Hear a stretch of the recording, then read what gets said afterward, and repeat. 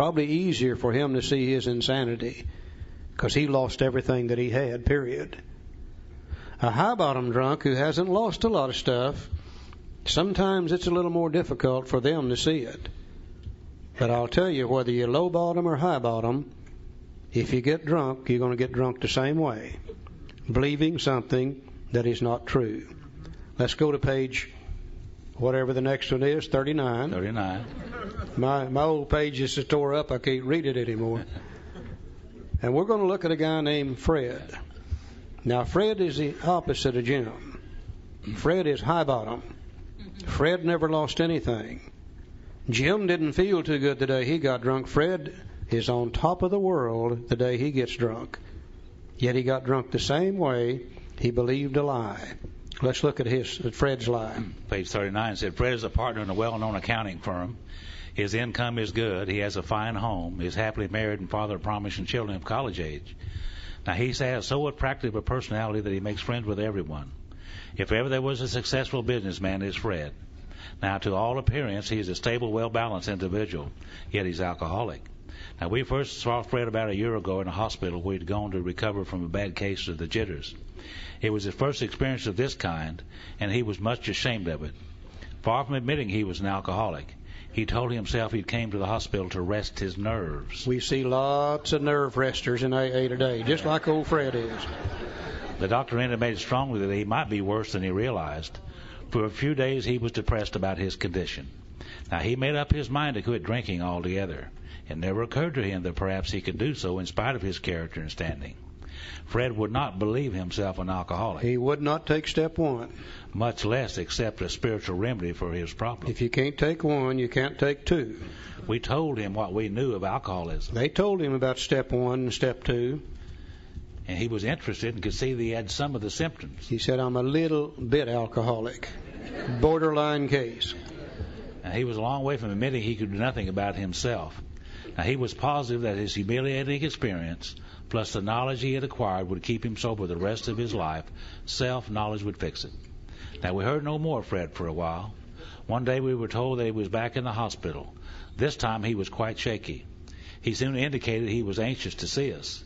The story he told us is most instructive, for here was a chap absolutely convinced he had to stop drinking, who had no excuse for drinking, who exhibited splendid judgment and determination in all his other concerns, yet was flat on his back nevertheless. Well, let him tell you about it. He said, I was much impressed with what you fellows said about alcoholism. I frankly did not believe it would be possible for me to drink again. And I rather appreciate your ideas about that subtle insanity which precedes the first drink. But I was confident it could not happen to me after what I'd learned. I reasoned I was not so far advanced as most of you fellows, that I've been usually successful in licking my other personal problems, and that I would therefore be successful where you men failed. I felt I had every right to be self-confident. It would be only a matter of exercising my willpower and keeping on guard. Now, this frame of mind, I went about my business, and for a time all was well. I had no trouble refusing drinks and began to wonder if I had not been making too hard a work of a simple matter. We think Fred began to get drunk right here. He began to say, this staying sober is easy, nothing to this. Yeah. One day I went to Washington to present some accounting evidence to a government bureau. I've been out of town during this particular dry spell, so there's nothing new about that. Physically, I felt fine. Neither did I have any pressing problems or worries. My business came off well. I was pleased and knew my partners would be too. It was the end of a perfect day, not a cloud on the horizon. Everything's on top of the world for old Fred. He's doing great, making lots of money, family happy, business associates happy. Everything's good in Fred's life. He said, I went to my hotel and leisurely dressed for dinner. As I crossed the threshold of the dining room, the thought came to mind, it would be nice to have a couple of cocktails and go back to the hospital.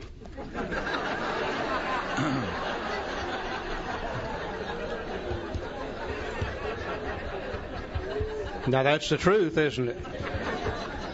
No way could he drink on the truth. His mind said it would be nice to have a couple of cocktails with dinner. That was all, nothing more. Now, based on the insane idea, he makes a decision, takes some action. I ordered a cocktail in my meal, then I ordered another cocktail. Now, we got it inside ourselves now. The allergy takes over. After dinner, I decided to take a walk. When I returned to the hotel, it struck me a highball would be fine before going to bed, so I stepped into the bar and had one. I remember having several more that night and plenty next morning. I have a shadowy recollection of being in an airplane bound for New York and of finding a friendly taxicab driver at the landing field instead of my wife. The driver escorted me about for several days. I know little of where I went or what I said and did. Then came the hospital with unbearable mental and physical suffering. As soon as I regained my ability to think, I went carefully over that evening in Washington. Not only had I been off guard, I had made no fight whatever against the first drink. This time I had not thought of the consequences at all. I had commenced to drink as carelessly as though the cocktails were ginger ale. Now, is Fred's real problem the fact that he has a physical allergy to alcohol? Or that he has a form of insanity that tells him it's okay to have a couple of cocktails with dinner? The real problem centers in the mind, telling us we can drink rather than the body that ensures we can't. Page 43, last paragraph. You know, Bill had the idea that self-knowledge would fix it, and Roland had the idea that self-knowledge would fix it. Fred had the idea that self-knowledge would fix it.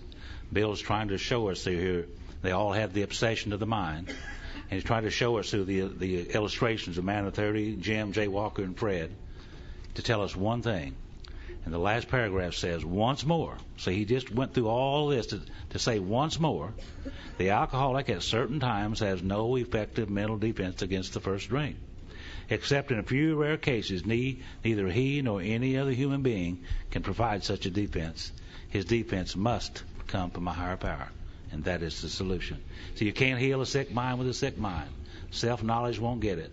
The more we try to think our way out of it, the deeper into it we get. We must come from a higher power. Our defense must come from a higher power. And you notice he didn't say the practicing alcoholic or the drinking alcoholic. He just said the alcoholic. Now, what that means to me today is that I have no effective mental defense against the first drink. Left on my own resources, invariably I'm going to go right back to drinking again without the aid of a power greater than human power. Now, if you're the kind of alcoholic that I am, and if you were raised in the church setting that I was raised in, by the end of chapter 3, you are now faced with one hell of a dilemma. Because he's convinced me in chapter 3, without the aid of a power greater than I am, I'm going back to drinking. But I also felt that even though that was true, it wouldn't be possible for me to get the aid of a power greater than I am. Because you see, like Joe, I was raised in a good old Southern Baptist church. Now, I've got nothing against a good old Southern Baptist church. It's a great church.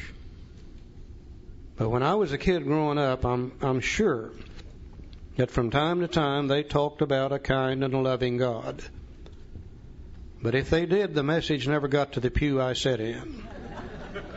Because all I ever remember hearing about God when I was growing up in church was hellfire and brimstone and going to hell for lying and cheating and stealing and drinking whiskey and committing adultery.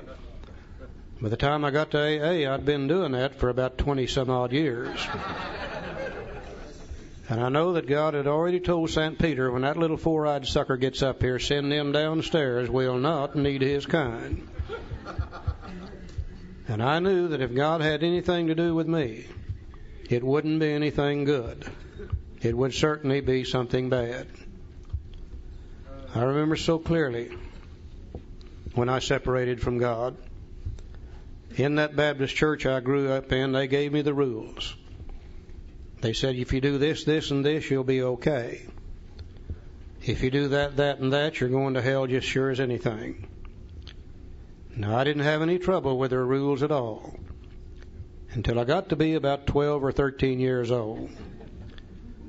And one day it seemed to me that the preacher looked me straight in the eye and he said, son, to think about doing it is just as bad as doing it.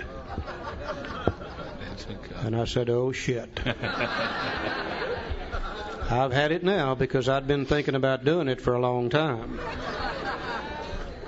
In fact, I'd been thinking about doing it long enough, I was starting to get brain damage from it.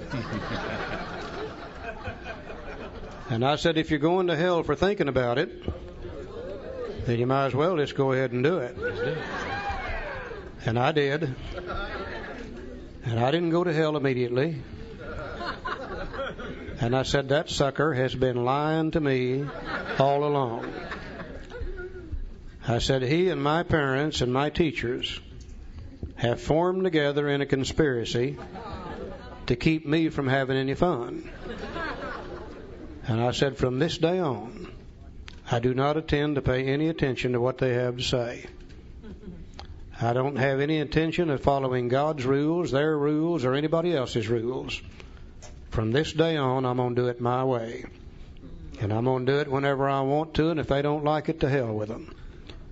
Now, when I got to AA, I had that attitude of a 12-year-old boy who had defied God, his parents, and his teachers.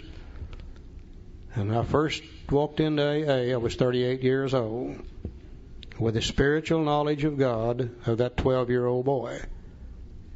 No wonder we have trouble with this God thing when we get to AA. Anybody else ever have those kind of feelings about God and people? See?